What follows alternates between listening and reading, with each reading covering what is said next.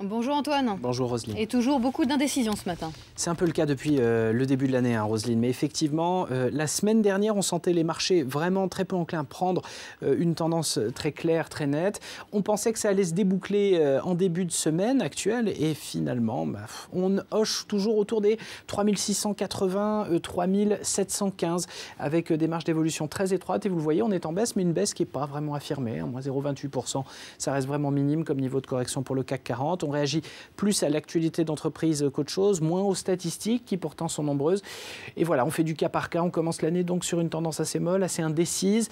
À noter quand même quelques cas particuliers à la hausse ce matin, quelques valeurs qui se détachent bien, notamment Alcatel-Lucent qui a obtenu un contrat d'1 milliard de dollars avec l'India Reliance. Reliance qui est le principal opérateur télécom indien. 1 milliard d'euros sur 8 ans, donc un beau contrat pour Alcatel-Lucent qui en avait bien besoin.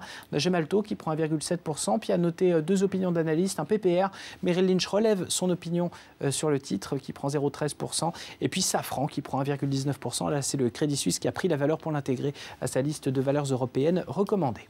Un coup d'œil sur les titres à la baisse maintenant à la Bourse de Paris. Forcia, l'équipementier auto en fâcheuse posture, moins 6,5%. Très très forte hausse de l'endettement du groupe sur l'année 2012. L'équipementier auto se trouve en situation de surstockage.